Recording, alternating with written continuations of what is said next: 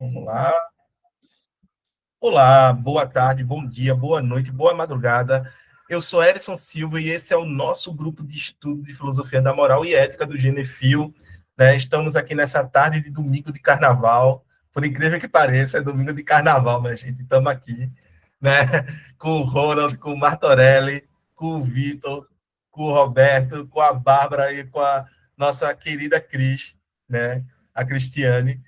Estamos firmes e fortes para dar continuidade a essa leitura da primeira parte da crítica da razão prática do Kant, né, onde o Kant ele já desenvolveu aqui um movimento teórico bastante refinado, onde ele acredita demonstrado em certa medida, né, que a razão ela pode, né, ser tanto teórica quanto prática, no sentido teórico de ser especulativa, que é a razão da crítica da razão prática, né, na sua aplicabilidade ali, e que ela vai ter como função de fundamentar conceitos. Né? Então, a razão humana ela é a faculdade de fundamentar conceitos do ponto de vista teórico. Mas quando a gente vai falar do ponto de vista prático, ela também é a faculdade de determinar isso que a gente chama de vontade.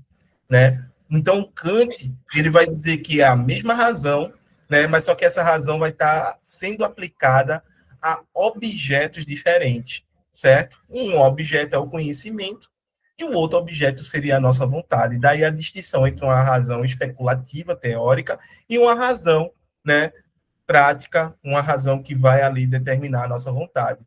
No entanto, parece que a razão especulativa ela tem os seus limites, né, que são expandidos, são ampliados dentro dessa razão prática.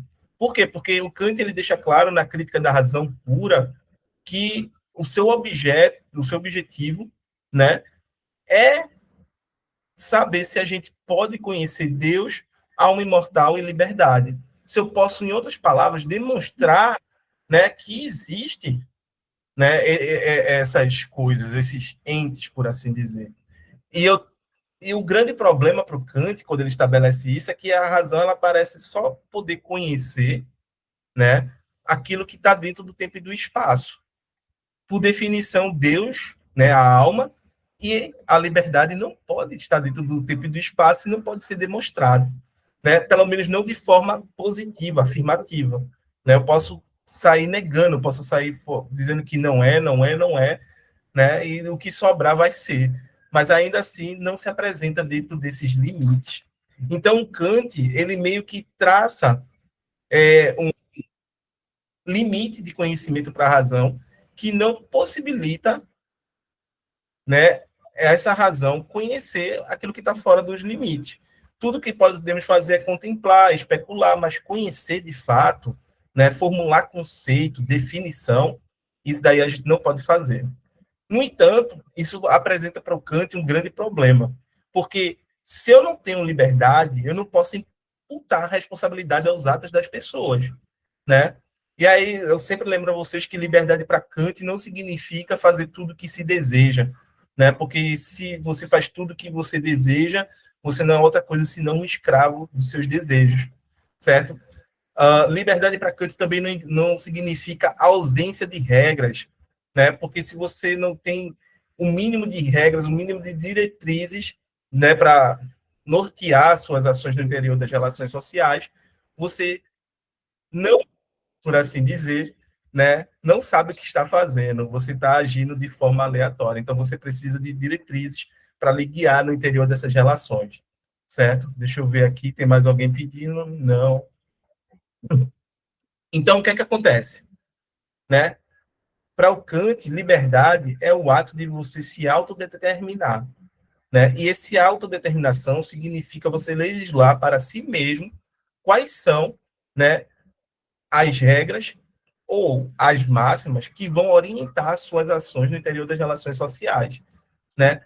Na medida que eu vou estabelecendo essas máximas, eu vou ter como teste a validade moral delas. Como é que eu testo? Eu tenho que saber se elas estão de acordo com aquilo que eu chamo de imperativo categórico, ou que o Kant chama de imperativo categórico, que é uma forma de representar a lei moral, que seria uma lei válida de forma universal para todos os seres racionais, né? Se Deus e os anjos existirem, eles seguem essa lei moral.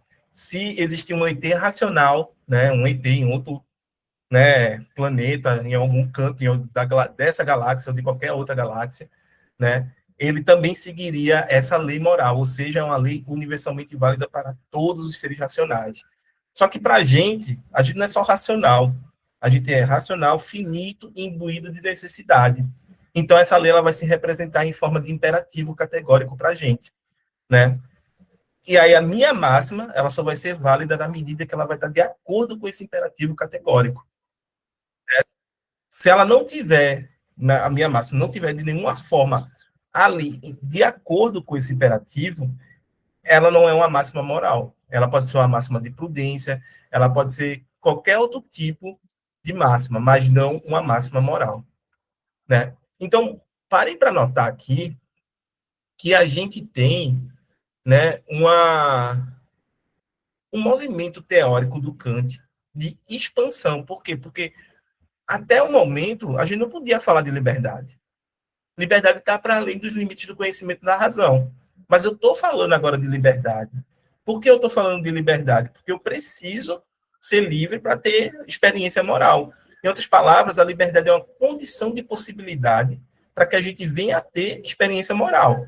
Sem liberdade, eu não tenho moralidade, não tenho política, não tenho direito, não tenho nada para o Kant, né? Então, eu preciso fazer isso, eu preciso fazer esse movimento. Só que o Kant vai além, ele vai dizer que essa razão prática é possível a gente demonstrar a existência dela, na medida em que eu possa mostrar a todo mundo que é possível a nossa razão determinar a nossa vontade. E ela determina quando? Quando é que eu tenho certeza disso? Quando muitas vezes eu acabo agindo contra meus próprios desejos, agindo contra meus próprios interesses pessoais, certo? E colocando à frente, por assim dizer, desses interesses, o uso universal, o que é correto do ponto de vista universal, né, e racional da coisa. Então, o Kant ele faz isso e pensa o seguinte: a finalidade da moralidade não é nos conduzir à felicidade, tal qual, né, Aristóteles pensava. A finalidade da moralidade é nos tornar dignos de ser felizes, certo? Mas levar a gente ser feliz, não necessariamente. Eu posso ser moralmente correto, moralmente válido, por assim dizer, mas ainda assim não ser feliz. Então, a jogada do Kant é dizer que se houver outra vida, né, Deus entraria como garantia de que a gente viria a ser feliz porque fomos moralmente dignos da felicidade. Entendeu? Então, obviamente que é todo um movimento teórico, ele está mexendo com objetos que é, ele diz que a gente não pode conhecer na crítica da razão pura, e aqui ele amplia isso por conta da crítica da razão prática. Né? Obviamente que parece que a gente pode sim agir contrário aos nossos desejos. Parece que a gente pode agir contrário aos nossos instintos. Né? E isso faz parte do que Kant vai chamar autonomia, a nossa capacidade de, né, se autogovernar, de se autolegislar. Né? Em contraposição, a gente sabe que vai ter a heteronomia, que vai ter os imperativos hipotéticos, que vai ter, né, todo aquele arcabouço teórico que o Kant vai dizer, olha, isso daqui não é uma regra moral, são regras de prudência, são outras formas de regras, que também têm a sua função social, mas elas não entram na esfera da moralidade. Perfeito? Gente, eu falei demais.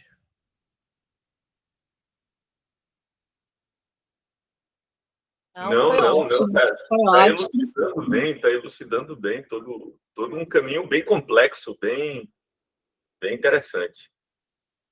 Ô, Bárbara, eles têm que colocar o nome deles e o e-mail lá no grupo, tá, Bárbara? Para poder acessar. Então, mas deixa eu falar aqui. Eu tava com o microfone fechado e tava fazendo negócio aqui, enquanto eu anotava. Eu não coloquei o meu nome lá no grupo porque essa reunião foi repassada pra mim por um grupo chamado Conhecimento por Conhecimento. Ah, Bem, aí tu tem que pedir alguém que repassou para colocar o nome da galera que está tentando entrar, o nome e o e-mail. Tá Vou bom. pegar para vocês. Beleza, obrigada. Por nada, Bárbara. Certo, gente? Então, assim, isso daqui só é o início da coisa toda, porque, obviamente, o Kant ele vai se opor à empiria, né? O que a gente chama de empiria, como a gente viu, e toda aquela questão que está posta ali, tanto pelos utilitaristas quanto por David Hume, né, no Tratado da Natureza Humana e nas investigações, né, sobre os princípios da moral, que é como se a gente pudesse encontrar na própria experiência, né, princípios morais que vão nortear a nossa vida. Os utilitaristas acreditam que isso é o princípio da utilidade, como está lá o Jeremy Bentham, né? E deixa eu ver aqui, os emotivistas, eles vão, que é o caso do David Hume, vai acreditar que isso está, obviamente, assentado dentro daquela esfera de prazer e de dor, né? Que toda nossa ação, ela é para se afastar da dor, né, e se aproximar do prazer. E aí, obviamente, que o que é útil nessa medida de que me ajuda, me auxilia a fazer isso, né? Só uma coisa que eu vou passar para o Vitor, a gente vai ter como elementos né, da filosofia emotivista, obviamente, emoções, paixões. E essas emoções, paixões, elas nos auxiliam até mesmo no nosso julgamento moral. O que chega para mim ser algo complicado de né, conceituar, de explicar. Porque como é que pode uma emoção julgar? Né? Parece que a parte de julgamento se dá dentro da esfera da racionalidade. Né? Eu julgo a partir de um ponto de vista racional, por assim dizer.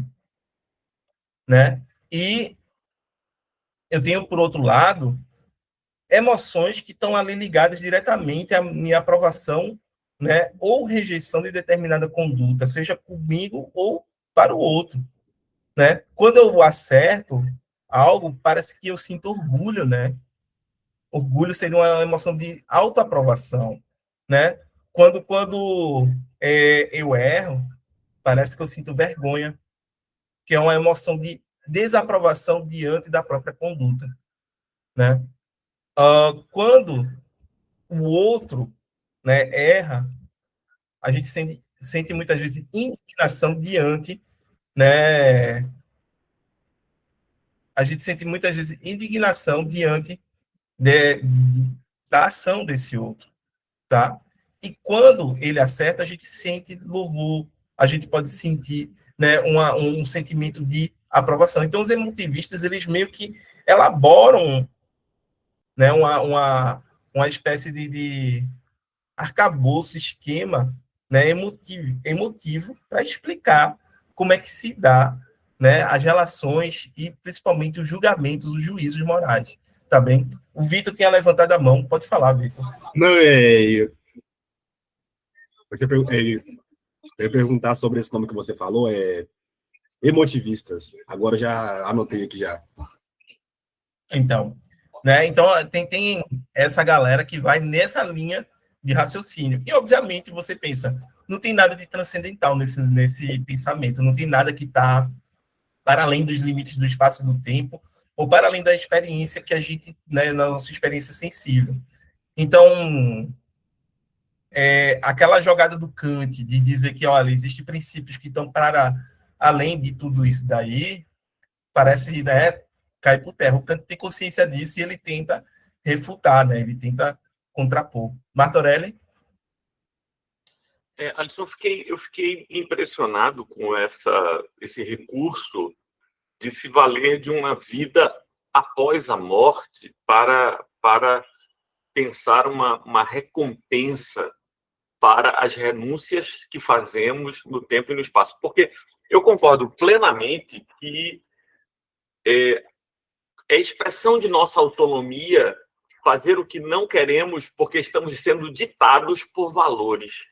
Então, os valores que temos, por exemplo, a minha vontade é dar um soco na cara de alguém que me ofendeu.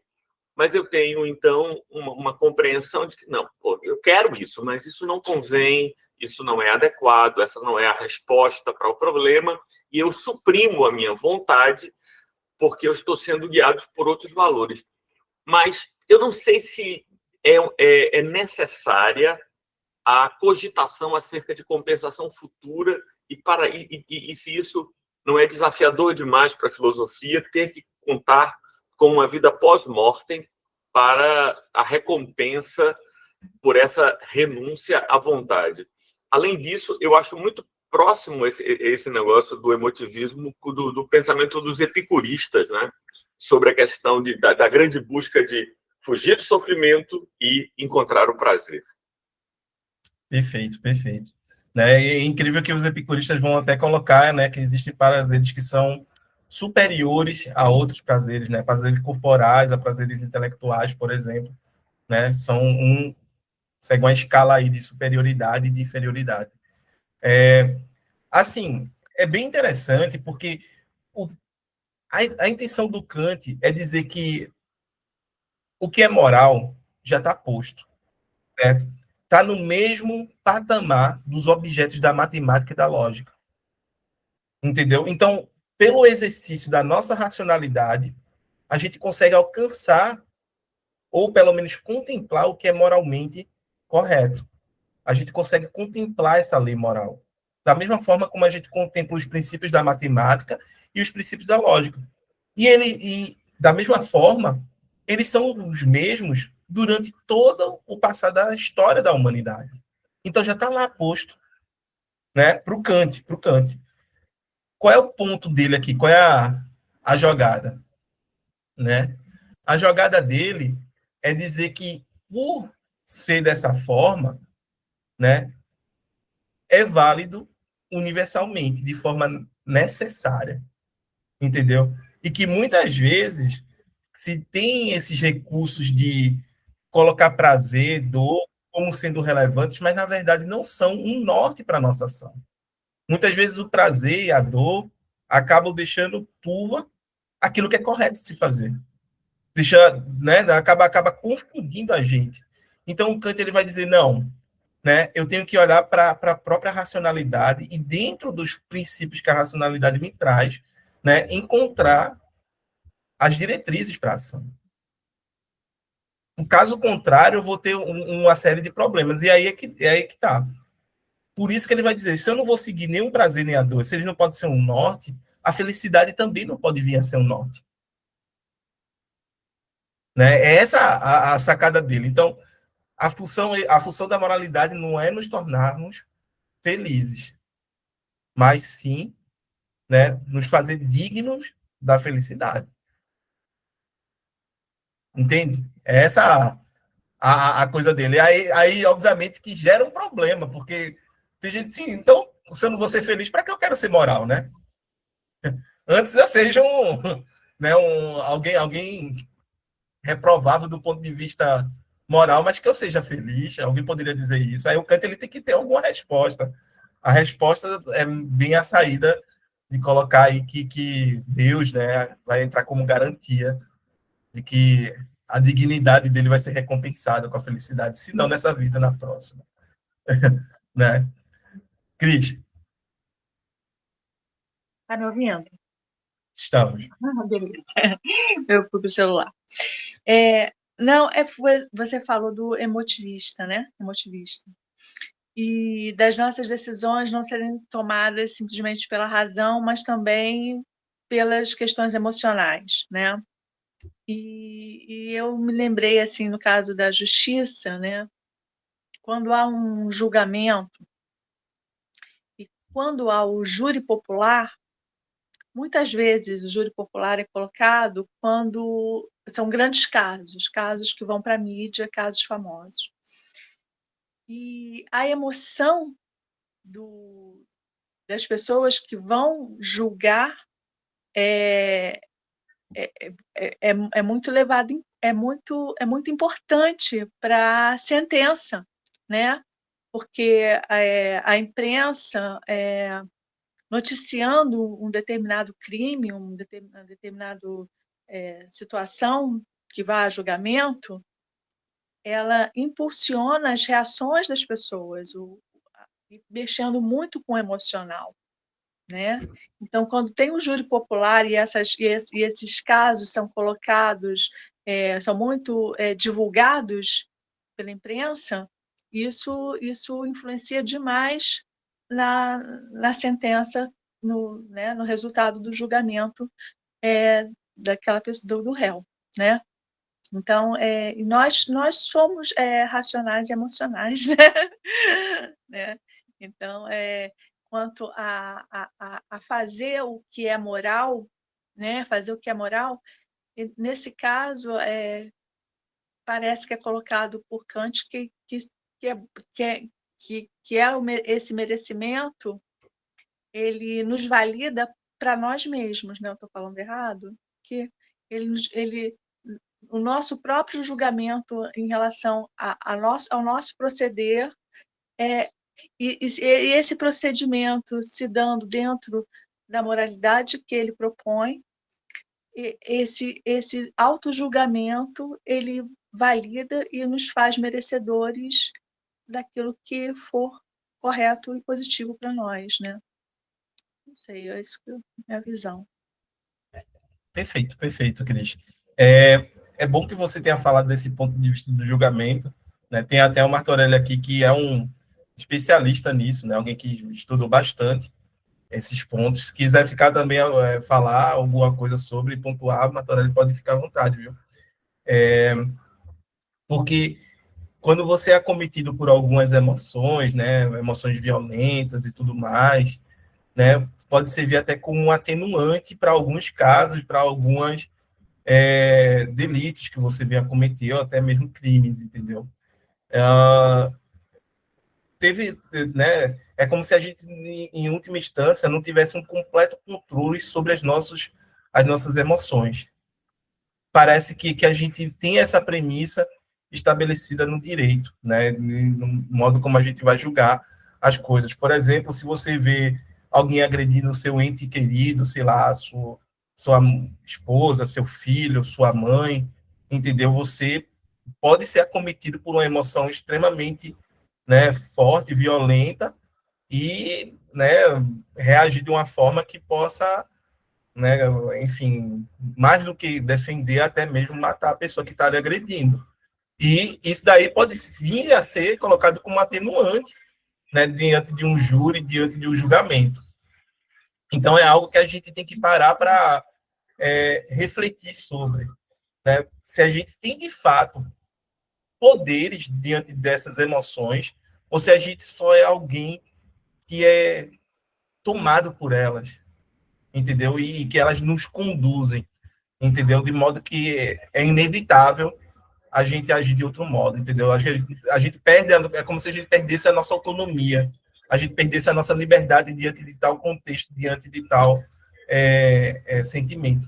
E isso é um grande problema, tá? É um grande problema.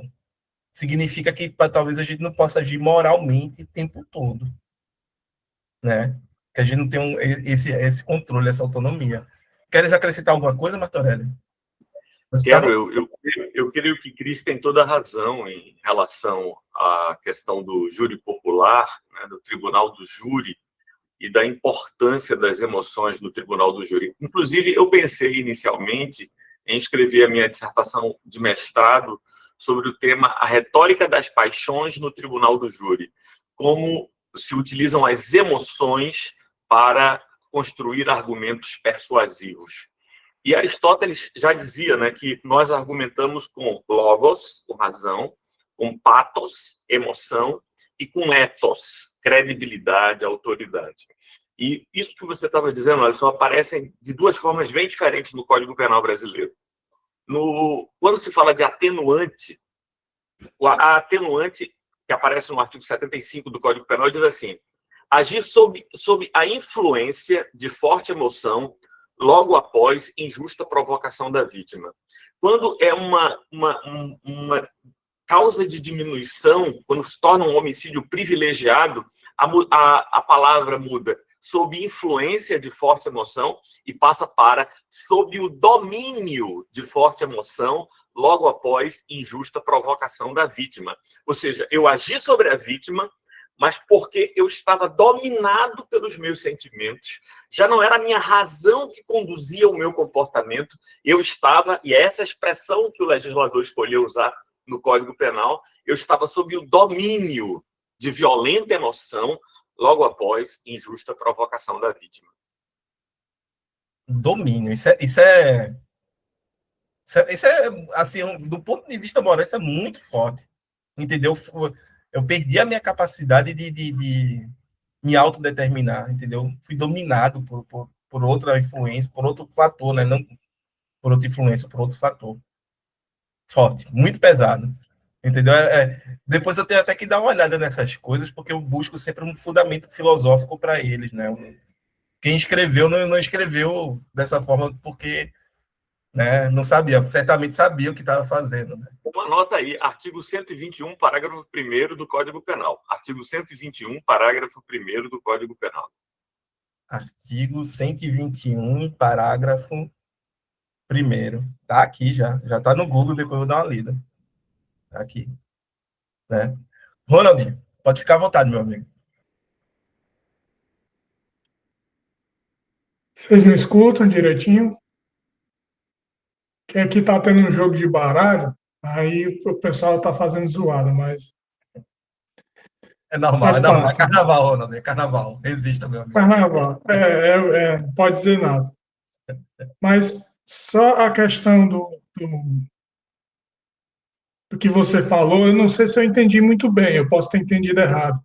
Que a lógica e a forma matemática, ela teria que ser igual às emoções. Não sei se foi nesse sentido que você disse. Que quando eu tenho um pensamento lógico e matemático, eu mexo com as emoções e, portanto, a emoção se altera. Só que existe um problema, né? Eu estou triste hoje, mas descobri a constante de Planck. Olha aí. Eu ficaria Então, feliz. eu ficaria feliz, né? Poxa, eu estava triste, mas aí consegui entender a constante de Planck. Aí fiquei alegre, né? Então, assim, eu acho que não sei se isso se aplica ao Kant, porque para ele a matemática da época dele, né, que era a matemática newtoniana, né? Inclusive ele tem uns textos, se eu não me engano, contra o Newton. Se ele pensaria dessa forma, entendeu? A lógica e a forma matemática como sendo condicionada pelas emoções. Talvez ela é condicionada pela razão, mas não pelas emoções. Mas, por outro lado, pensando nesse aspecto, é possível que, num lance de emoção, eu descobri ou entendi algo que há muito tempo eu estava tentando entender. Não sei se eu consegui esboçar a minha dúvida. Sim. Vê só, para o Kant, os princípios da moralidade eles são racionais, tá? Ou a gente descobre eles por via da razão. Aí é bom a gente até observar isso daqui. Descobrir não é uma invenção, não é um produto da minha imaginação, né? Porque durante um bom tempo, principalmente na filosofia moderna, foi alvo de discussão se o nosso conhecimento ele é um conhecimento que é uma descoberta ou ele é um conhecimento que é uma invenção. E o que caracteriza, o que, né, diferencia um conhecimento de descoberta para um conhecimento que é inventivo? Entendeu? Então, quando a gente está pensando do ponto de vista moral aqui, fazendo uma espécie de metaética, que é epistemologia moral, a gente está colocando para o Kant que ele é o cara que ele vai dizer que a gente descobre os nossos princípios morais, tal qual se descobre os princípios da matemática e da lógica, por via do exercício da nossa racionalidade, certo? Eu exercitando minha racionalidade, descobri algo que já existe, já está lá.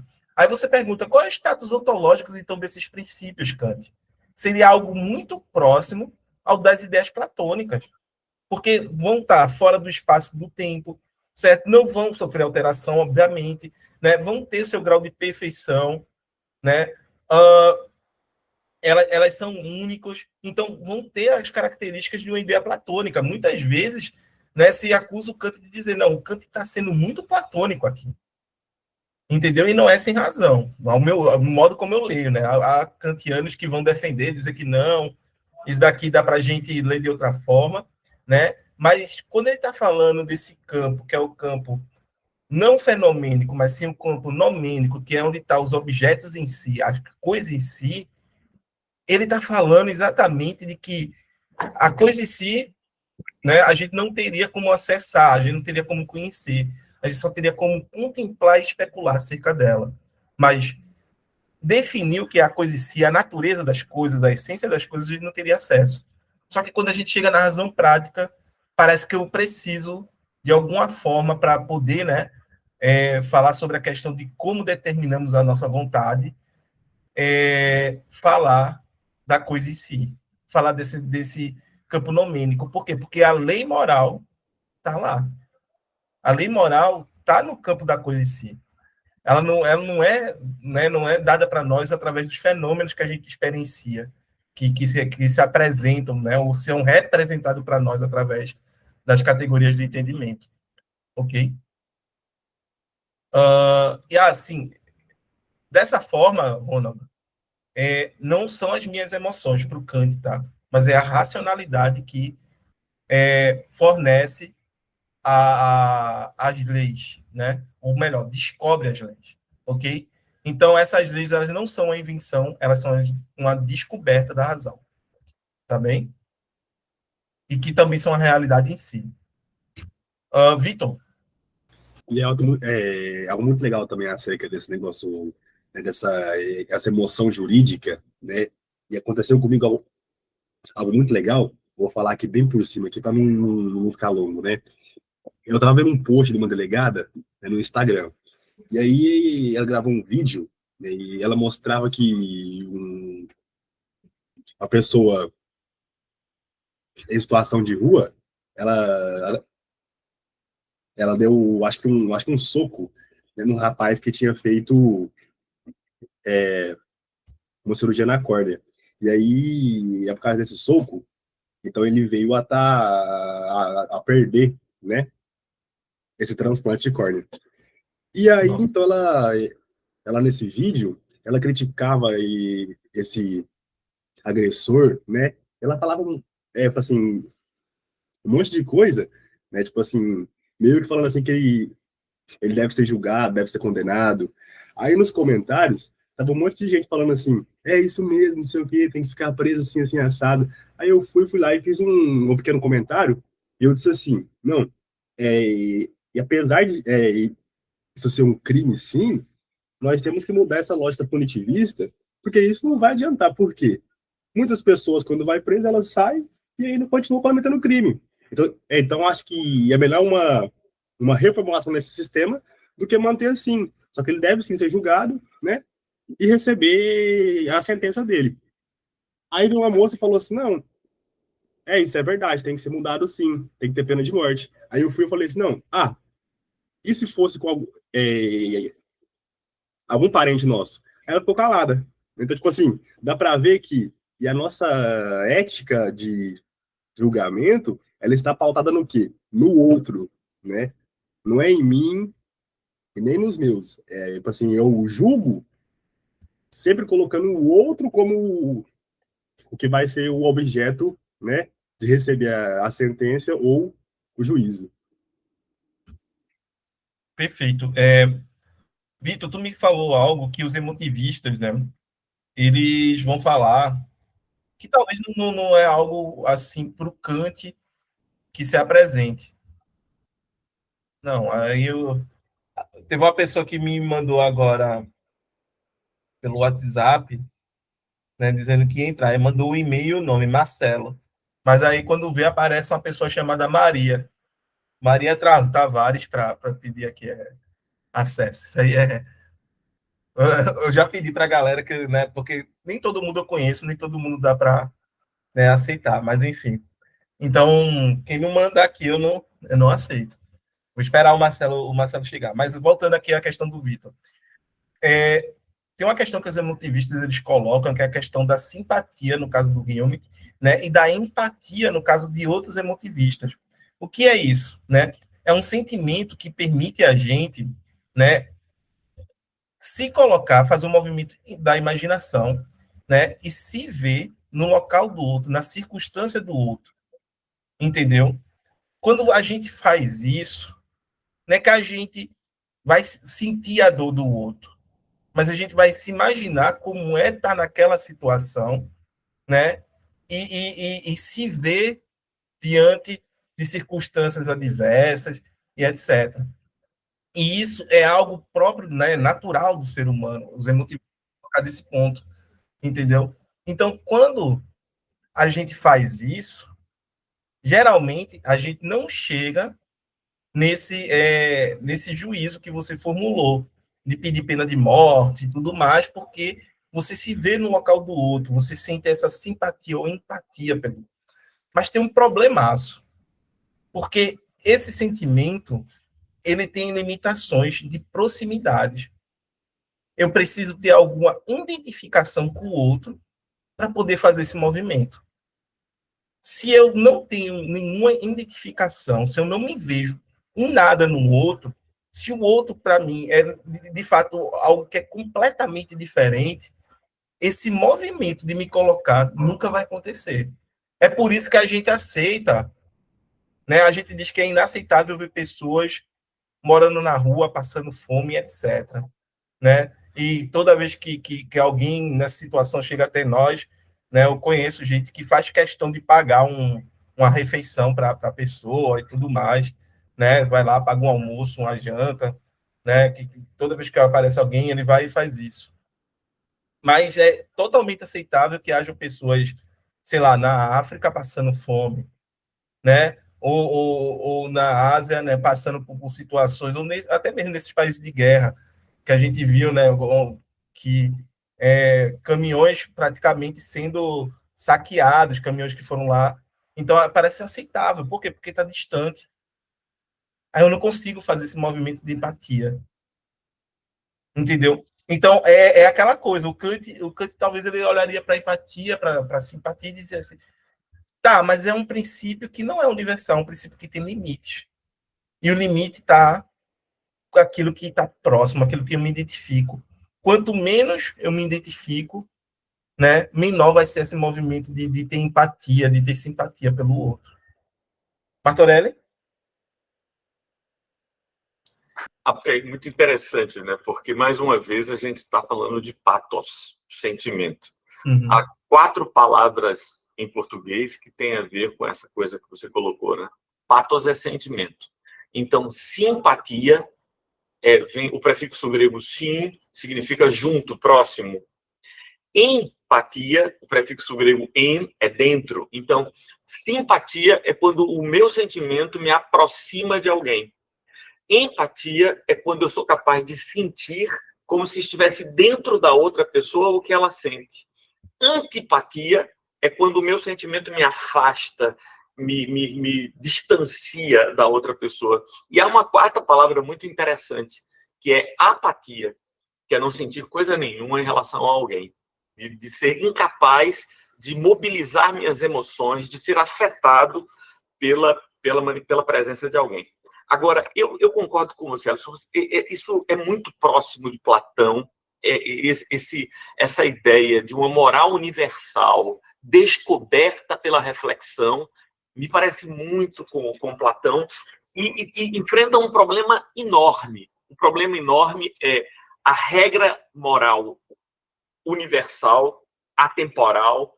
Então, é nesse sentido que o ataque existencialista no final do século XIX, no início do século XX, a esse modelo kantiano, ataque que me parece muito, muito importante, porque abala justamente isso, cara. Abala justamente isso. E a crítica existencialista, e aí, é claro que minha praia é filosofia antiga, então eu estou sendo o tempo todo reportado para a filosofia antiga, mas me leva muito para os sofistas, para Protágoras. O homem é a medida de todas as coisas, cara. Não existe nada fora do ser humano que defina o que ele deve fazer, o que ele não deve fazer. Isso é sempre circunstancial e situacionalmente definido. Como é que eu posso dizer que existe uma regra moral válida em todo o tempo e em todo o mundo que eu posso perceber pela razão? Caramba, isso é muita fé na razão. É muita fé na razão, nessa capacidade. E é muito dificilmente demonstrável empiricamente que houve uma regra moral que é tão decorrente da razão e todos os seres dotados de racionalidade, pelo uso ordinário de sua razão, descobriram essa verdade. É muito pouco demonstrável empiricamente essa ideia. Esse é o grande problema, entendeu?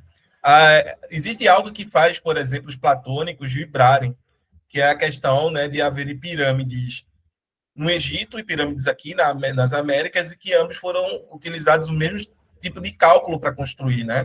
Que, se não me engano, é um cálculo em formato de pi e tudo mais. E aí não houve, né, não tem registros nenhum de contato dessas civilizações, mas elas tiveram o mesmo problema e deram a mesma solução para esse problema, né? Ou seja, elas encontraram de forma racional, a que se pensa, né, a mesma solução. É algo que, assim, ok, vocês têm um ponto na empiria, mas todo o restante, né? É complicado a gente pensar dessa forma. Eu penso muito que o Kant, ele tem que estabelecer alguma coisa a partir da racionalidade, né? Mas o modo como ele estabelece faz com que a ética ela se torne algo muito inflada, muito inflacionada, entendeu? Muito cara do ponto de vista teórico e principalmente do ponto de vista metafísico, porque ele tentou, na crítica da razão pura, superar um modelo de metafísica, né? E aí, quando ele chega na crítica da razão prática, ele vê que aquele modelo dava suporte para toda a moralidade, entendeu? Pelo menos a moralidade quando a gente pensa, né, nesses termos de ser universal e necessária. E aí ele, olha, agora, como é que eu faço?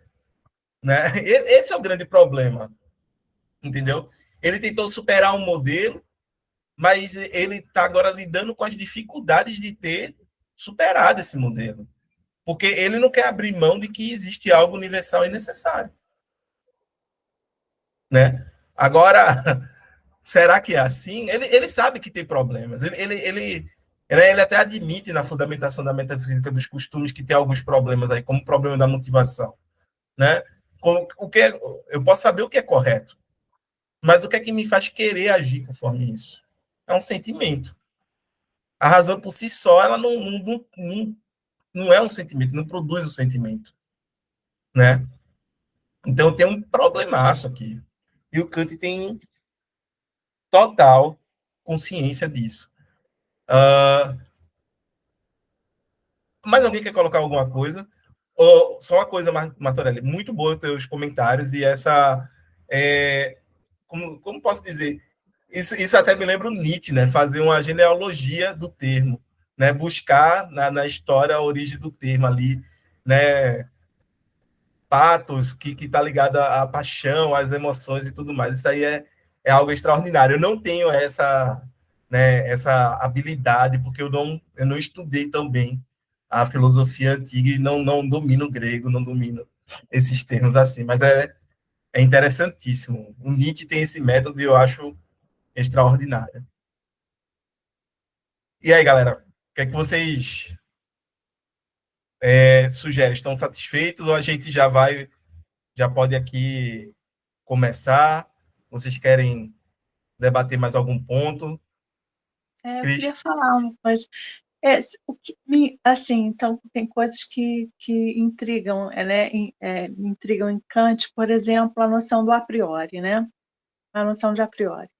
Porque ele vem falando, eu li, né? Então, falando da noção de causalidade, né? Que David Hume combate de alguma forma essa noção, tem uma visão diferente dessa noção. Para ele seria a força do hábito, né? E Kant, para fundamentar essa noção, ele traz o a priori, né? Quer dizer, o conhecimento é que existe uma estrutura de conhecimento em nós que vem antes da própria experiência. Tudo bem, a gente entende que existe essa estrutura, né? Que pode entender que existe essa estrutura que vem antes da experiência para que as coisas possam ser como são. Mas de onde vem essa estrutura, né? Mais ou menos o que, assim, essa noção de causa e efeito, né? Que a gente tem, né? Que a gente sabe que algo vai ocasionar outra coisa, que é defendida por Kant, né? Mas de onde vem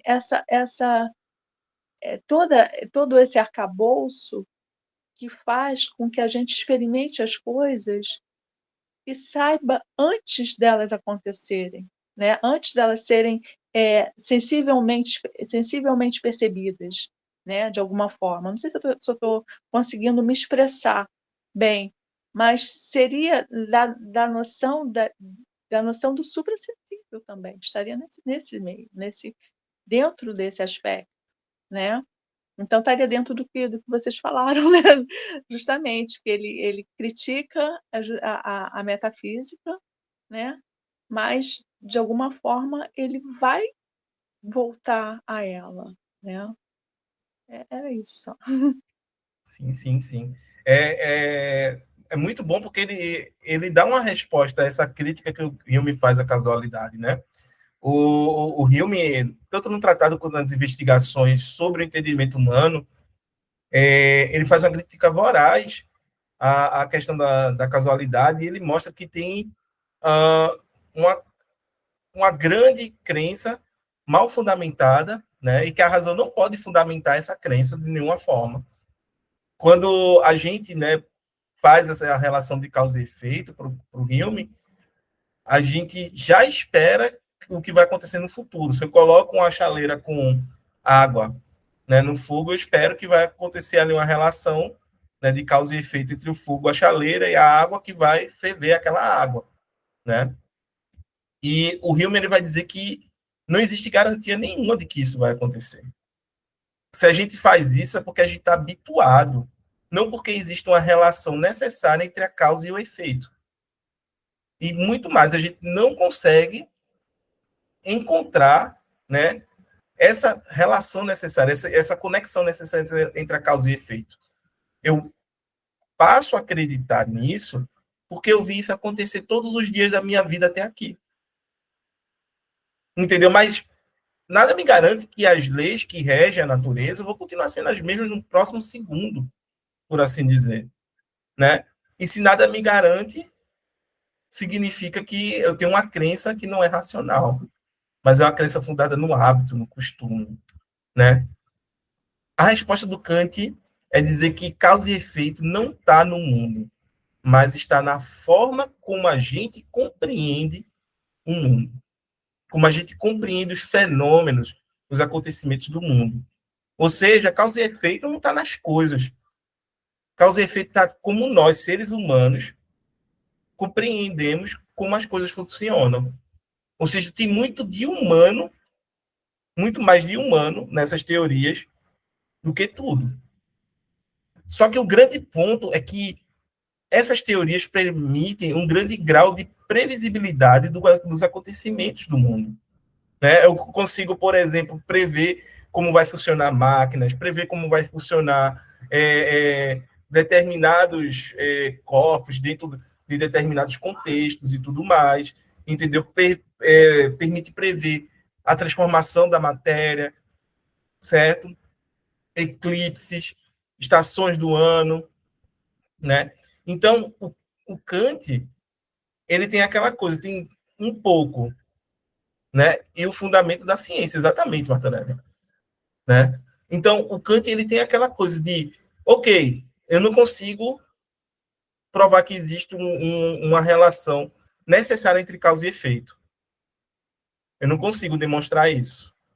Mas eu também não consigo entender a realidade sem colocar causa e efeito como sendo uma condição de possibilidade para entender tudo o que acontece.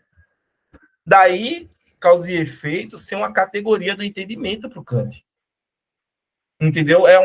Não é que está no mundo, mas está na forma como a gente entende o mundo. Entendeu? Que se a gente for ver lá na tábua das 12 categorias do Kant, tá lá, espaço, tempo e causa e efeito. Né? É exatamente isso. É a forma do nosso entendimento. O ser humano entende as coisas assim. Entendeu? É uma forma de descrever a nossa cognição, como funciona a nossa cognição. Né? Agora, problema gigante. Ok? A gente chega aqui, coloca isso. A gente entende através de causa e efeito. E o que está para além dessa relação? A gente não pode falar. A gente não pode demonstrar.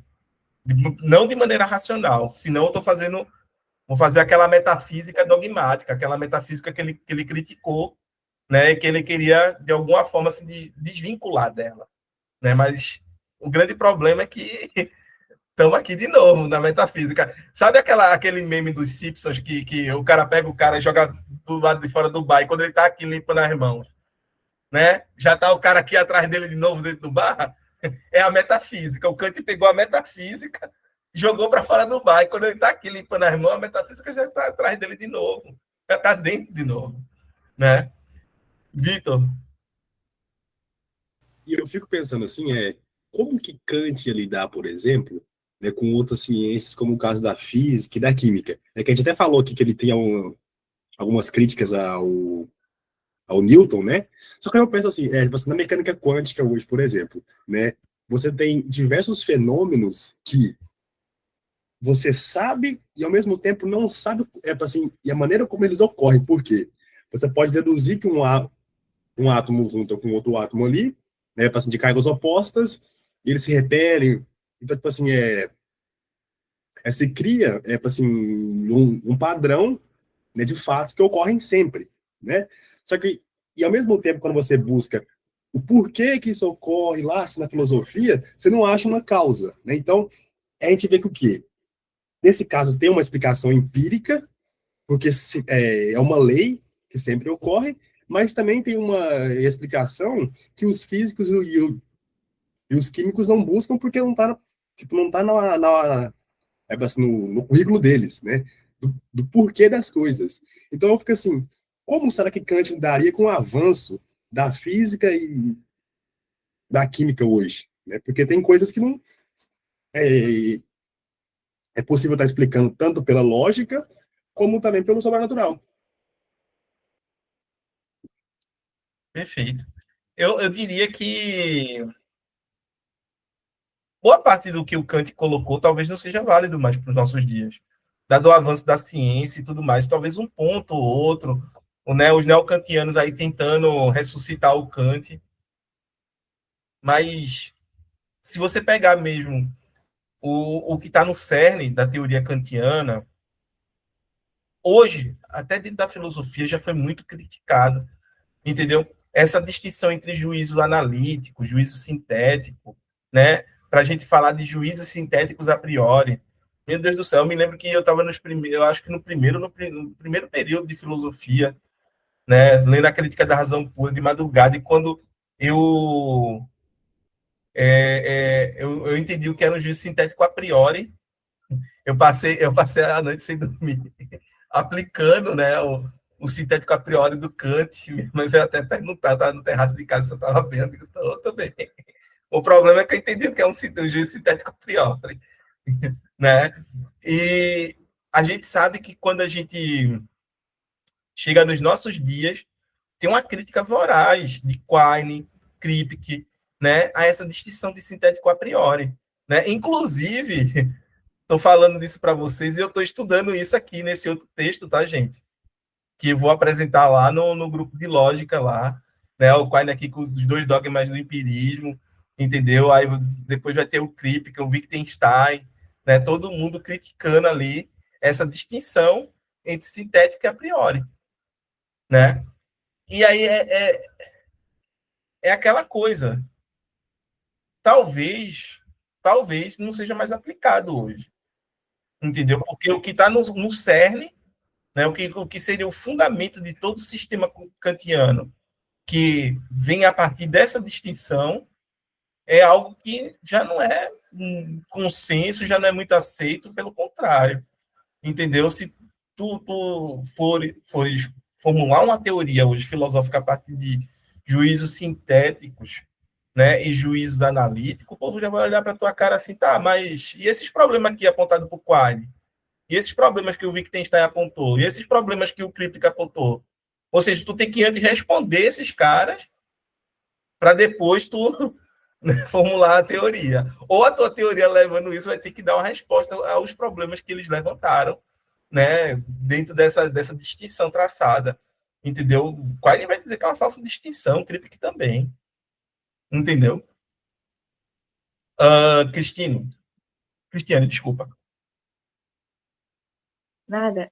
Não, é só uma observação, é porque é isso que vocês falaram, né, que o Vitor falou, né, que a questão mesmo de Kant, né, era como é possível haver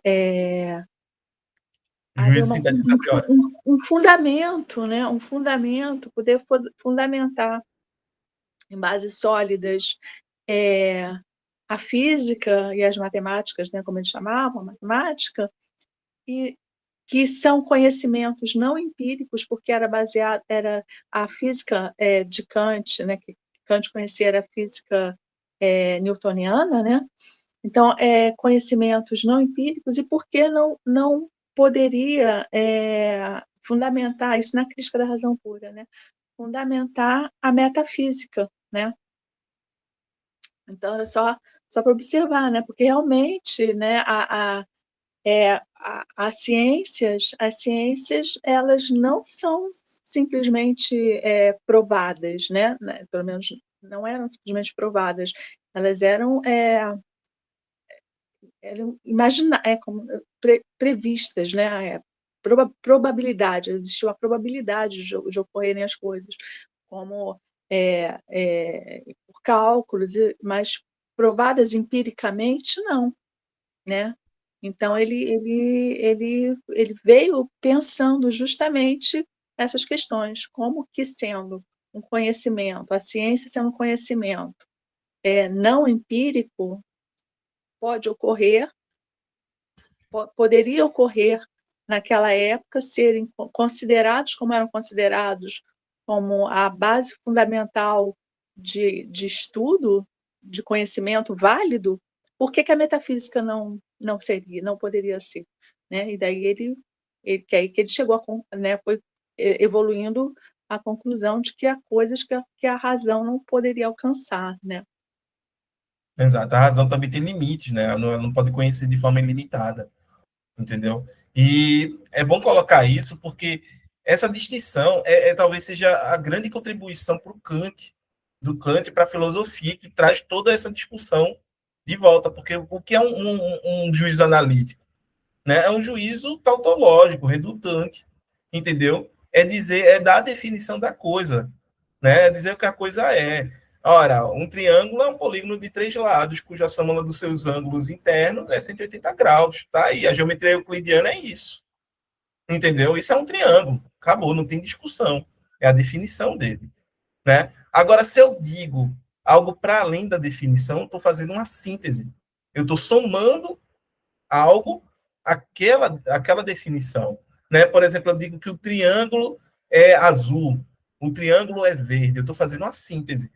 Agora, quando eu faço uma síntese a priori, né, é algo que está em outro patamar. Por quê? Porque toda síntese parece né, pressupor que eu tenho uma experiência. Eu olho e vejo, não, aquele triângulo, né, é verde, aquele é azul, aquele é de, sei lá, amarelo, e aí vai. Entendeu? Mas quando eu estou falando de uma síntese a priori, significa que eu possa fazer algo que é independente da experiência. Aí você fica, meu Deus, como é que é isso? Entendeu? Como é que eu posso fazer um juízo sintético a priori? Né? Aí eu faço isso na medida em que eu estabeleço as condições de possibilidade para a gente ter experiência. Entendeu? E obviamente, para entender até onde a nossa razão pode conhecer, né? Senão a gente vai dar uma de Leibniz que não só vai falar de Deus, né? Mas vai também dizer como Deus pensou, que Deus pensou enquanto estava criando o mundo, né? A razão humana permitia conhecer até isso. É algo assim extraordinário. Eu fico abismado né, com esses caras. Martorelli, tu queres falar mais alguma coisa, Cristiane? Eu tenho essa questão, né? Eu acho que Kant está dentro de uma tradição cristã, cara. Ele acaba se valendo dessas coisas, de imperativos categóricos, a razão descobrindo regras morais transcendentais, porque ele tem uma cosmovisão cristã, cara. Porque ele de alguma, e essa coisa de uma vida uma vida pós-mortem que recompensa as escolhas, a renúncia ao desejo, a renúncia à vontade, a renúncia ao prazer, tudo isso me parece tanto platônico quanto cristão, porque o cristianismo é platônico, né? O cristianismo é uma cosmovisão platônica. Então, eu percebo isso, né? Eu percebo Kant vivendo ali, né, no final do século XVIII, lidando com um ambiente em Königsberg, né, naquele ambiente ali de um pietismo alemão e tal. Eu acho que ele não consegue muito se desvencilhar disso. E aí acaba sendo fácil bater nele, porque as pessoas fazem uma crítica a Kant fora dessa cosmovisão cristã. Ele já não tem contas a prestar ao cristianismo e fora dessa tradição, é mais fácil criticá-lo. Mas eu acho que o grande mérito de Kant é que, aceitando os pressupostos com os quais ele trabalha, é muito difícil se livrar da lógica rigorosa com que ele estabelece. E não é por outra razão que, muito embora Schopenhauer tivesse um ódio visceral de Hegel, em relação a Kant ele tinha um respeito, né?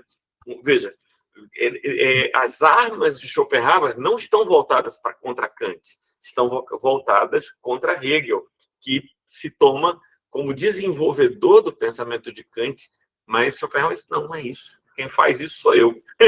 Mas, então eu acho que não é para a gente menosprezar. O cara aceitados os pressupostos, o cara joga pesado. Sim, sim, sim. O problema todo tá nesse ponto, né? Dos pressupostos que ele coloca, a gente conseguir aceitar, né, o que se segue deles, as consequências, né? É algo assim. Eu tenho que dizer que, de certa forma, é notável, porque tem hora que a gente olha e, poxa, o Kant, ele parece estar tá indo bem aqui na coisa, entendeu? E outro modo, também não tão bem. Porque, por exemplo, quando ele estabelece essa moral, ele abre margem para que um ateu, né, ele possa vir a ser um sujeito moral, sem nenhum problema. Entendeu? Ele é ateu, não tem problema, né? Ainda assim é um sujeito racional. Logo, ele é um sujeito que tem plenas condições de ser um sujeito moral. Frio. Aí acabou. Ele abre margem para isso. Mas, ao mesmo tempo, ele acaba dialogando com esses elementos que são elementos religiosos. Entendeu? Talvez porque a religião ocupasse, sim, né, um centro dentro da vida ali do Kant, né, e de toda a Europa na época, a gente sabe como é que era, né, e que é difícil até mesmo você arrumar interlocutores, né, que dialoguem fora desse prisma, né, naquele momento. Então, Kant também é um sujeito que está ali sendo determinado pela história, né, em certa medida. Não tem como a gente pensar de outra forma, né. Agora, eu sempre me coloquei isso. Como é que esse Kant, né, de Königsberg, diga-se passagem, o cara nunca saiu de dentro de Königsberg, era extremamente metódico, de tal forma que, né, dizem nas biografias dele que ele fazia uma caminhada à tarde que as pessoas conseguiam ajustar o relógio, né, pelo né, o horário da caminhada dele. Né? Lá vem o Kant, então é tal hora. Né? O meu relógio está adiantado, está atrasado, porque ele sempre passava no mesmo horário. É incrível isso. Né? Como é que esse cara ele vai pensar coisas assim que tá para além né, da experiência dele, né? Tá, ele vai pensar noções que são universais, ele vai pensar coisas assim que, né, são quando a gente vê aquela teoria do reino dos fins dele, você, né, você obviamente vai estar entendendo que o reino dos fins é uma consequência da segunda formulação do imperativo categórico, né, aquela formulação que diz que age de tal forma que leva a humanidade inclui no outro, sempre como fim, nunca meramente como meio. Né? Aí quando você para e olha, tipo, como assim? Você não pode utilizar o outro como um objeto de sua satisfação. Né? Você não pode utilizar ele como um meio para atingir determinado fim. Né? E aí quando você leva o outro como sendo um fim em si mesmo, você tem que lembrar que você também é um fim em si mesmo. E aí a gente começa a entrar em um reino onde todo mundo é um fim em si mesmo, um reino dos fins. Né? E aí você não vai agir com o outro de forma imoral, porque ele é um fim em si mesmo e você também é. Os dois são sujeitos racionais, entendeu? Independente se eu sou, sei lá, católico, se espírita, ateu, etc., se seria, né, entre aspas, branco, preto, independente de tudo isso. Então, é quando você olha e, tipo, meu Deus, ele está pensando isso, que coisa, né? E aí ele abre imagem que quando a gente está dentro dessa esfera do reino dos fins, o que vai falar vai ser a razão humana, certo? Vai ser a minha razão com todas as razões, que na verdade é a mesma. Então, a gente vê como se fosse uma unificação de todos os interesses, de todas as divergências que existem, entendeu? A multiplicidade de interesses, a multiplicidade de perspectivas de mundo se unificaria desse reino dos fins. Né? E a gente chegaria ao entendimento, porque todo mundo é sujeito racional. Aí você para e diz, nossa, que incrível isso daqui que ele está colocando, né? É incrível, né? E abre margem para a gente pensar muita coisa. O problema é que é uma metafísica, entendeu? Pensar que todo ser humano vai pensar racionalmente, né? Que vai colocar a razão à frente dos seus interesses particulares. Isso daí, né? Aí a saída dos kantianos, né? Com quem eu conversei é dizer, olha, o Kant não está falando de como o mundo é, mas sim de como o mundo deveria ser, para que a gente seja moral, de fato. Né? A saída, ou seja, isso não existe, mas se a gente for pensar uma moral ideal, né, uma moral perfeita, as coisas deveriam ser dessa forma. Né? Eu digo, tá certo. É a saída do kantiano, né? É a saída dele. Diz, olha aí, não é perfeito isso, é perfeito, é lindo, mas tem um problema. E aí a gente vai ter depois, né, caras que vão retomar essa teoria moral, né? O exemplo do Ernst Tugendhat e do Habermas, né? Que eles vão pensar essa moralidade de uma forma mais democrática, né? Porque eles vão sim chamar o Kant de autoritário no dado sentido da palavra, essa razão ela está sendo autoritária. E diga-se passagem que aqui não existe diálogo, entendeu? É você sozinho que está pensando, analisando a coisa. Entendeu? É você que chegou na noção dos imperativos e está ali analisando a validade moral da sua máxima. Ou seja, é um solipsismo moral. Você está, né, é você mesmo, com a sua razão, né, né, ali, refletindo com suas máximas acerca da moralidade daquilo. É um solipsismo, você não dialoga com o outro sobre isso. Entendeu? Então o Habermas ele vai ser um crítico ferrenho assim do Kant, mas ao mesmo tempo ele vai resgatar essa noção. Ele vai dizer, ok, não existe universalidade, mas existe algo que possa ser universalizável. A gente pode construir isso, entendeu? E aí ele vai começar a falar das situações ideais de fala, né? Vai falar da questão de que a gente pode criar uma comunidade racional, entendeu? Desde que a gente respeite determinados princípios que vão conduzir o nosso diálogo, o nosso agir comunicativo, por assim dizer. Né? Então, aí, é como se o Habermas tirasse, né, esse sujeito agora do solipsismo. Ele estava ali dentro do quarto, só ele, com ele mesmo ali, fazendo um monólogo. Né? O Habermas diz, não, olha, tu vem agora para a praça pública, vamos, sai do quarto, vai para a praça pública, vai ter que conversar com todo mundo aqui racionalmente. Né? E aí talvez seja quando as coisas se tornem mais complicadas, eu acho. Entendeu? Porque, imagina, você pegar agora sujeitos que têm interesses, que têm sentimentos, que têm historicidade, porque o Habermas vai colocando tudo isso, ou seja, tem classe social, tem raça, tem toda essa coisa que parece que o Kant, né, abstraiu, em algum momento abstraiu, esse sujeito não tem nada disso aí não, né? E aí ele vai dizer, não, agora ele está em praça pública e você vai pegar uma feminista radical para conversar com uma evangélica neopentecostal também radical e fazer com que ela se entenda. Qual é a possibilidade disso dar certo? Né? O Habermas, ele diz, não, se elas pensarem do ponto de vista racional, aceitando esses princípios, aí é que está o problema. Entendeu? A gente entendeu que o universal não está dado, não está posto, mas ele pode ser construído. Tá bem. Temos o grande problema aqui. Né? O Tugendhat vai na mesma linha de raciocínio do Habermas, mas só que aí ele pensa enquanto uma espécie de contrato, né? Que está aí, é um contrato tácito, que a gente necessariamente não assinou em canto nenhum, mas a gente acaba, né, agindo como se ele existisse, que é assim que a moralidade existe, né? Que a moralidade ela funciona para ele. Então, são formas de atualizar esse pensamento do Kant, tá, gente? Que tem esse problema, assim, de ser um sujeito moral que... Eu fico olhando, cara, esse sujeito é esquizofrênico, ele está em dois mundos, vocês já pararam para perceber? Né? Porque ao mesmo tempo que ele está no mundo fenomênico, tem um mundo nomênico. Né? Ao mesmo tempo que ele está no limite ali entre o espaço e o tempo, e o que está fora do espaço e do tempo.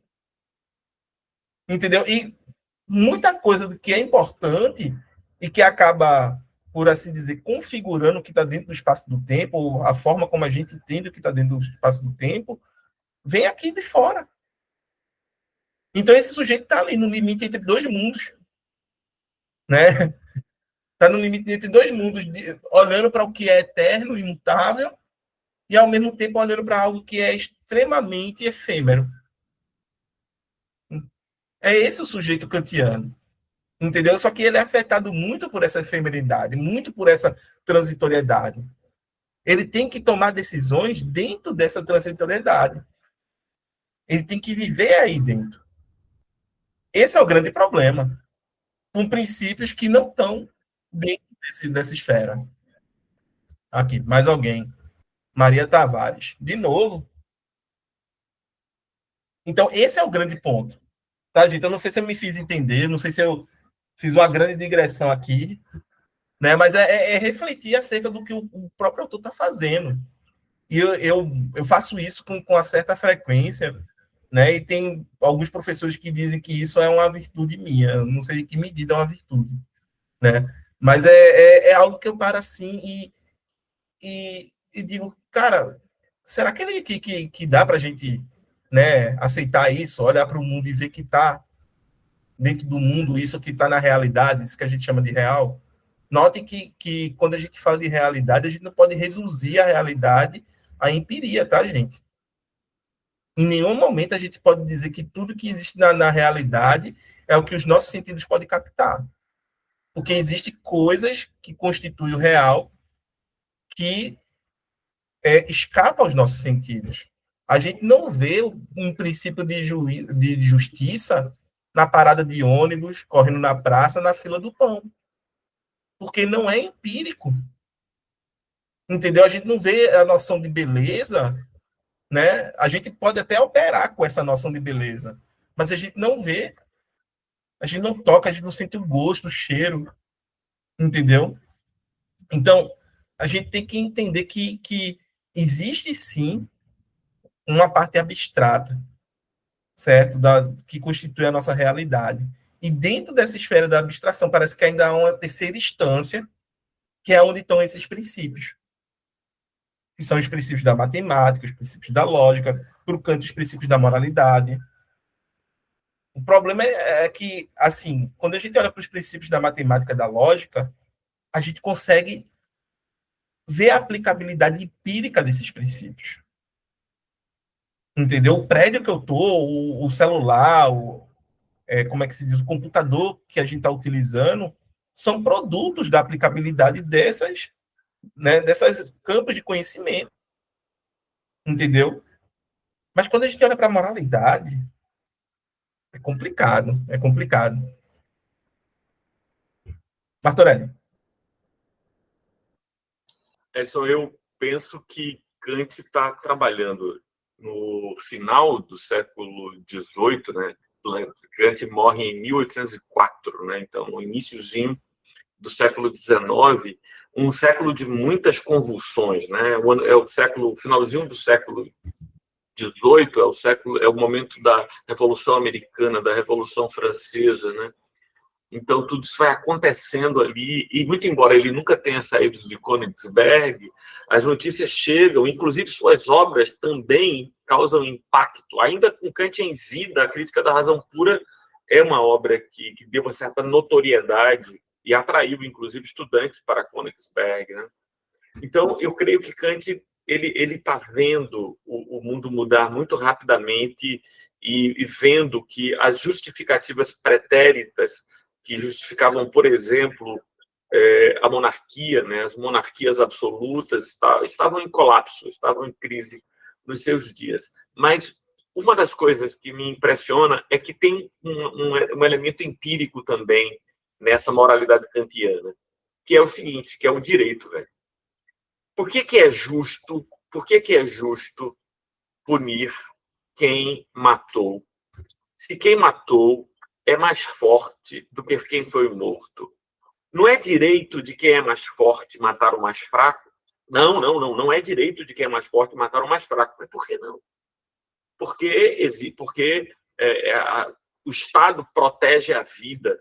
Por que o Estado protege a vida? Por que o Estado tem a obrigação? Por que o Estado não protege a força em vez da vida? Então, esses conceitos inegociáveis no século XVIII, em grande medida inegociável até hoje, a gente acaba dizendo, veja que a gente tem uma queda ontológica. Ih, travou. Estão me ouvindo ou não? Então, a gente tem uma queda ontológica quando diz assim, o correto é que o Estado proteja a propriedade privada. Caramba, a propriedade privada é um fenômeno extremamente recente na experiência humana, mas é um senso quase que universal. Eu não sei se sou eu que estou travando ou é você, Edson, que está travando. Gente, quem travou? O Martorelli travou para vocês? Ele travou quando estava falando? Não. Eu acho que é eu a conexão. Internet. Foi a minha internet que travou. Veja, eu vou fazer uma síntese do que eu estou dizendo para ver se eu fico claro e terminar aqui a minha intervenção. Hoje, a gente tem consensos que, por exemplo, para o direito, para a ciência política, que, caramba, são arbitrários. Por exemplo, o conceito que o Estado deve proteger a propriedade privada do indivíduo.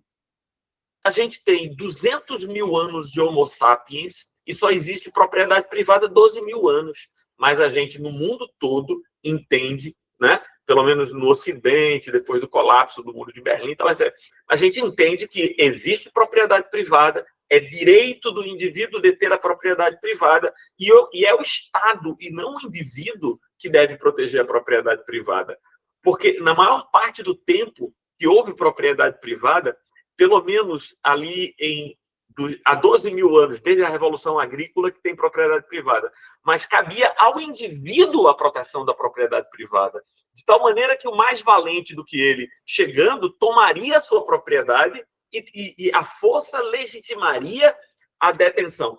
Hoje, a gente é desafiado quando vê Trump, por exemplo, invadindo a Venezuela e prendendo Maduro e dizer por que Trump fez? Fez porque pode. Por por que que Putin invade a Ucrânia? Fez porque pode. Mas isso é contra as regras do direito internacional. Que direito internacional, velho? Ou seja, a gente ainda está imerso numa ilusão kantiana de que existem regras e essas regras encontram fundamentos tão transcendentais que toda razão deveria se submeter a ela, quando, na verdade, a única força que realmente constrange os indivíduos e legitima suas ações é a própria força. E aí é pau. Aí é a barbárie. E é temendo a barbárie que talvez nós nos recolhamos no conforto de um pensamento kantiano. Isso daí é algo que talvez seja muito a cara do Kant mesmo, entendeu? Ele olhar para tudo isso e dizer, não, peraí, tem algo que tá para além disso daí, dessa barbárie que está posta. Né? Do mais forte ter o direito de né, impor o que bem entender ao mais fraco. Entendeu? E isso daí se chama direito. Diga-se passagem que quando você estava falando, logo no início, né, da questão do direito em Kant, que é algo preponderante, o direito, para ele, nasce assim como uma política, porque a gente, do ponto de vista moral, é insuficiente, a gente é falho. E como a gente não consegue conciliar os nossos interesses dentro daquele reino dos fins que ele idealizou, que ele pensou, né, a gente vai precisar de um intermediador, entendeu? Para poder conciliar esses conflitos de interesses. E aí a gente vai precisar do direito, a gente vai precisar da política para isso. Mas se a gente fosse o sujeito moral, de fato, a gente não precisaria deles. A gente não precisa nem do direito nem da política. É porque a gente falha moralmente que a gente vai precisar. Né? Então, essa é a jogada do Kant. Agora, colocar esse ponto aí, Martorella, é só lembrar para a gente o quão frágil somos. Né? E quão frágil é o fundamento, né, de toda essa noção civilizatória que a gente abraça sem muito criticar, sem muito refletir. Entendeu? Porque, notoriamente, todo mundo olha, né, para quando um país, uma superpotência, invade outro, sem um bom motivo, né? Uma boa justificativa, todo mundo diz, não, olha, isso daí é absurdo e tudo mais. Né? Mas aí é que tá. O que é que impede, né, os Estados Unidos de fazer isso que fez com a Venezuela, com outros países menores, entendeu? Com uma Cuba da vida que não tem como se defender, né? Ou até mesmo com a Colômbia. O cara foi lá e disse, não, é traficante internacional, vamos lá, pegou, certo, e agora? Prova. Eita, não tem prova, gente, e agora? Não tem prova, não, mas a gente já fez, né? Não, a gente quer o petróleo, porque lá atrás eles nacionalizaram a nossa empresa, a gente vai pegar o petróleo agora. Mas não era... Ou seja, ele não tinha uma justificativa, aquele termo de racionalidade, né, que perpassava para você justificar determinados atos, né, você dar fundamento a determinadas condutas, né, e até mesmo estabelecer direitos, princípios e tudo mais, se esvaiu diante do que? Da força, da brutalidade, entendeu? E sabe qual é o pior? É que a gente vê que essa força, essa brutalidade é fruto de uma razão instrumental tecnológica, porque os Estados Unidos têm uma tecnologia de guerra, porque, né, que nenhum país assim no mundo, com mera exceção de China e Rússia, né, teriam condições de contrapor. Entendeu? Aí o que é que você vai fazer diante disso daí? Vai olhar para ele e dizer, nós temos princípios, né, morais aqui, válidos, né? Vai pegar um Kant, né, com a paz perpétua, com a crítica da razão prática, aqui, vocês não leram isso não entenderam? Entendeu? É coisa assim que é desesperador, porque, né, no fundo a gente, né, tem que convencer os norte-americanos a tirar aquele louco lá de lá, antes que ele destrua o mundo, né, e faça com que os Estados Unidos entrem com uma guerra gigante com a Europa, com outras potências, entendeu? Embora elas não tenham condições de combater, a gente sabe disso. A Europa não tem condições de combater os Estados Unidos, entendeu? Então é bem complicado, é complicadíssimo, né? No fundo, parece que essa capacidade nossa de tentar promover, né, princípios que nos dão algum grau de estabilidade, algum grau de civilização, né, entre aspas, aqui o termo civilização, também é sem fundamento. Nossa, a gente entrou agora é um niilismo gigantesco, né? Porque acabou. Tem que tomar uma para suportar isso, viu, velho? Tem que não, só o carnaval. Só o carnaval para salvar. Tem que tomar uma, porque senão a gente não segura, não. Como dizia Chico Buarque na década de 70, porque sem uma cachaça ninguém segura esse rojão. Não. Mas no fundo mesmo, é muito mais frágil do que se pretende, entendeu? A gente busca, né, algo sólido, algo que a gente possa estabelecer ali, né, os alicerces, certo? E como é que se diz? Acaba meio que entrando num grau de abstração gigantesco, certo? Agora, é o princípio do ilusionismo. O princípio do ilusionismo é fazer com que todo mundo olhe para um lado enquanto a outra mão está fazendo outra coisa.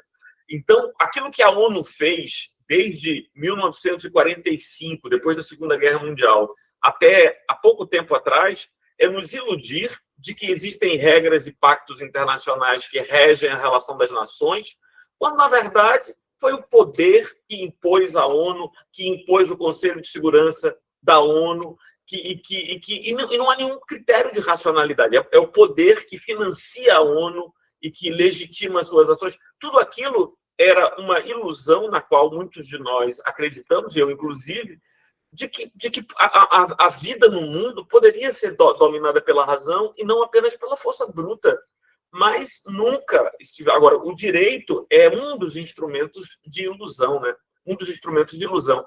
Isso está muito na obra de Karl Marx, né? Que é a crítica da introdução do direito de Kant, né? Então ele faz a análise que Karl Marx faz sobre isso, né? De que, na verdade, o direito está a serviço. O direito sempre esteve, ele existe e sempre existirá a serviço dos interesses dos dominadores. Então, o direito não se pauta em valores morais transcendentais, mas para legitimar o interesse dos poderosos e oprimir. Então, fazer uma revolução é também lançar para uma noção crítica as categorias do jurídico, do justo, do injusto. Sim. Crítica da introdução ao direito do Karl Marx, né? Nossa, é porque assim, eu estou pensando, porque você colocou algo muito no início da palavra que me deixa muito intrigado. A gente tem a capacidade de agir racionalmente, ok, mas isso, né? Isso para boa parte da filosofia seria a condição, né, que nos diferenciaria de todo ser que existe no planeta. E isso daí seria aquilo que a gente teria, né, para muitos, como sendo aquilo que mais elevado um ser humano pode alcançar. No entanto, quando a gente olha para o capitalismo, quando a gente olha para todo o desenvolvimento hoje, parece que é o contrário. Entendeu? Eu estou te proporcionando, desde que você consiga dinheiro, que você possa ser um animal bestial mesmo, né? Você pode ser bestial e não tem problema nenhum, porque o seu dinheiro paga isso, o seu dinheiro te previne sobre isso, né? Sobre essa possibilidade. Então, das duas, uma, né? Ou a gente sempre teve, né, errado sobre a noção de humanidade que foi estabelecida, né? E a humanidade, de fato, é essa coisa aí que enfim, é absurdo ser. A gente olha, nossa, isso daí é absurdo. Ou, né, o capitalismo, ele, de fato, desumaniza o ser humano. Por via, né, da sua forma não só de exploração brutal, que ele traz das classes, né, das classes inferiores, mas também né, da queda de valores, de costume que ele dá às classes privilegiadas.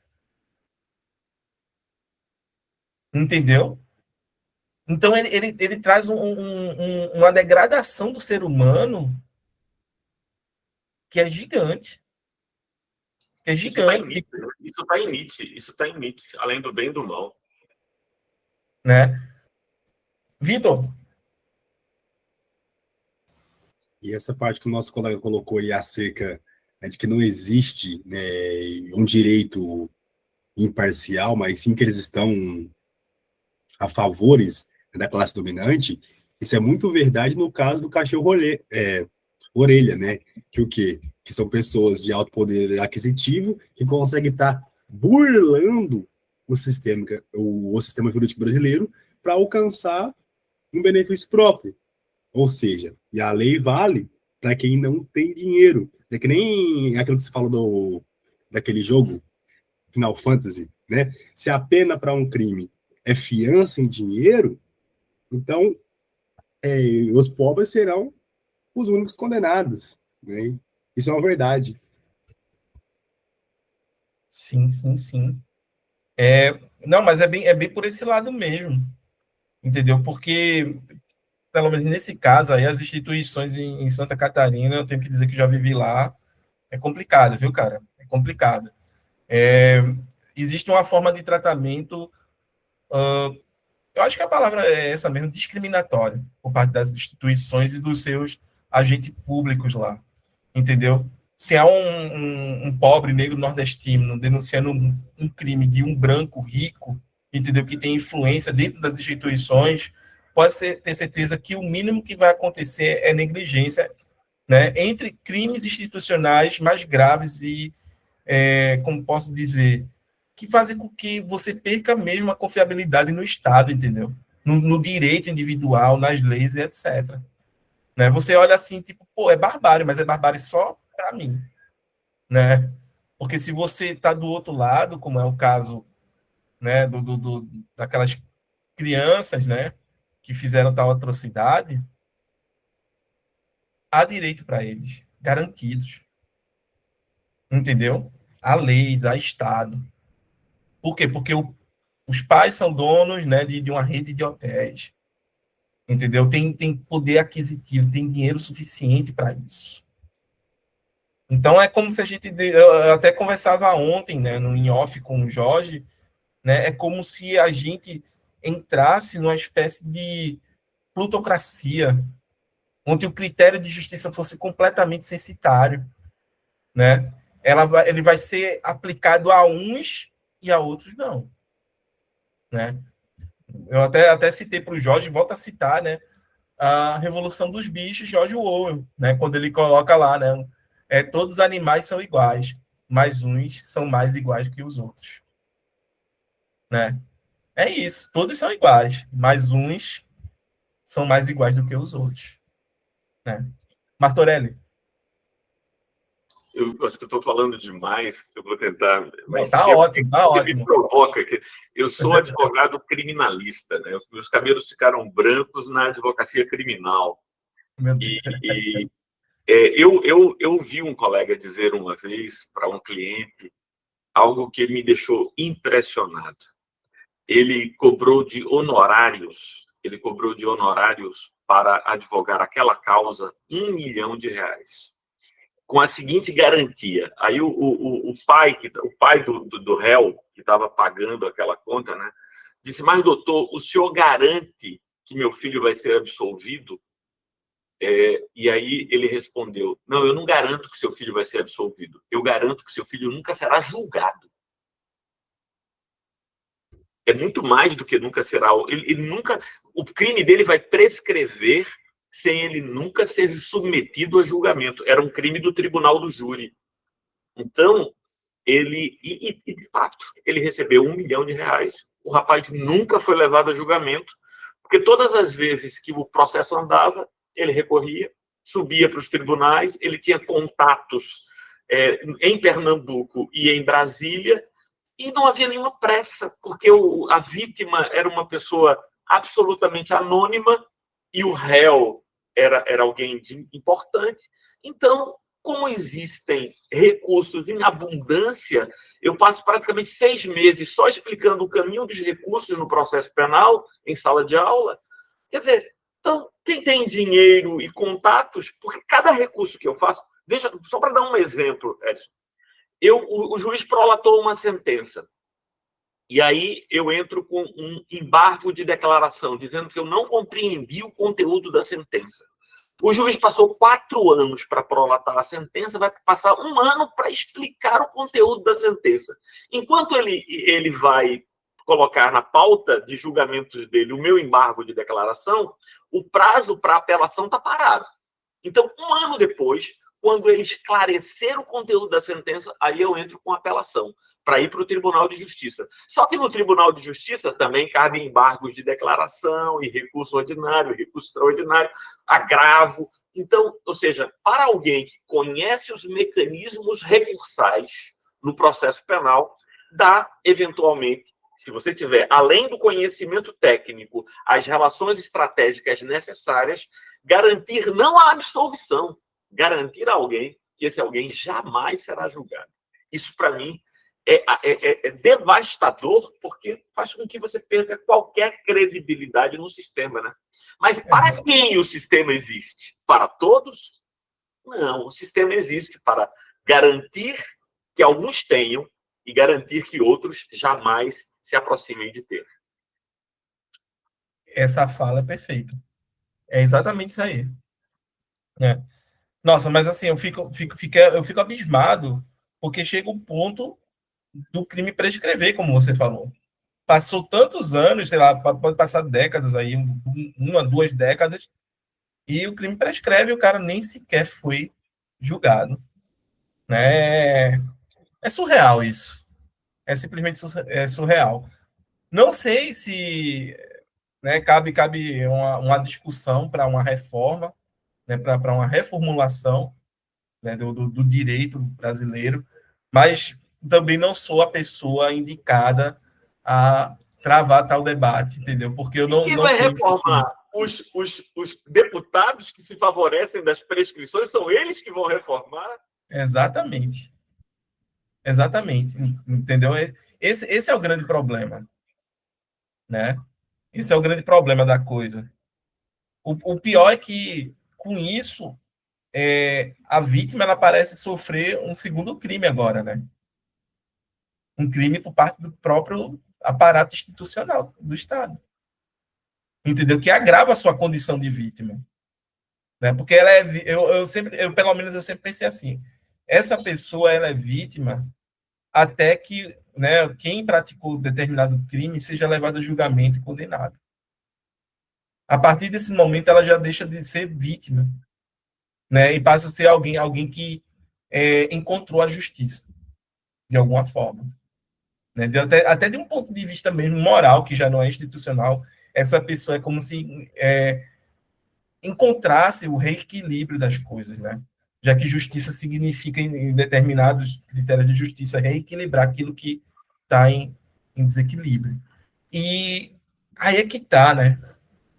Com esse direito é muito difícil, pelo menos do modo como as coisas colocam, né, que são colocadas para a gente, é complicado. Agora, só serve quando são dois, né, de poder econômico equivalente. Aí parece que tem algo que faz com que a máquina, né, a máquina opere como deve operar, né? Opa, não, mas são 2 ricos aqui, agora? Como é que faz? Os 2 são cidadãos, gente, os 2 têm direito, e agora? Né? Ou seja, os 2 são iguais, né? Os 2 são iguais, e aí? Aí é quando a coisa parece andar de fato, né? Mas eu acredito que seja isso, gente. Cara, a gente passou 2 horas debatendo, dialogando aqui. Foi muito bom mesmo, principalmente porque a gente está no carnaval, entendeu? Chegamos a momentos bastante produtivos, acredito que seja produtivo, entendeu? De reflexão, porque, querendo ou não adianta só a gente ler, se a gente não parar para debater, se a gente não parar para refletir. né? A proposta do grupo de estudos é exatamente essa. É que a gente leia, mas que a gente também pare e debata. Por quê? Porque muitas vezes há outras leituras, há outras perspectivas que acabam somando na nossa forma de compreender a teoria que está sendo estudada por nós aqui. Entendeu? E aí, isso que aconteceu hoje é algo que enriquece a gente, é algo que, querendo ou não, contribui muito para a nossa formação, né? A gente vai continuar a leitura, sem sombra de dúvidas, entendeu? Nos próximos encontros. Inclusive, quem tiver dúvidas sobre alguma parte do texto, sobre algum ponto que não ficou, né, vamos dizer, claro para você, pode chegar lá no grupo, né, no WhatsApp, e agora a gente está também no Telegram, e colocar para a gente, que a gente vai ter a maior satisfação em responder. Pode ser que não venha a ser de imediato, porque é aquela coisa, estamos na correria da vida, estamos, né, trabalho, no meu caso, eu estou aqui em meio a organizar já a viagem para BH, né, para fazer o mestrado lá na UFMG, então pode ser que não seja de imediato a resposta, mas ela vai chegar, isso eu garanto, entendeu? Não como o direito que o Martorelli colocou aí 1 ano depois, né? 1 ano depois o cara respondeu, né? Mas chega a resposta, tá, gente? No mais, eu só tenho a agradecer a todo mundo, né? Que teve aqui o Martorelli, o Vitor, o Roberto, a Cristiane, o Ronald, que teve mais cedo, entendeu? Agradeço mesmo e fica o convite a participar a vocês. Foi muito bom, foi muito produtivo, certo? Tenha um ótimo carnaval, gente. Aproveitem bastante esses dias, se cuidem, cheiro no coração e a gente se vê, tá? Próximo domingo estamos aqui. Perfeito? Obrigada. Tchau, pessoal. Tchau, Edson. Obrigada. Até mais, até mais. Um abraço.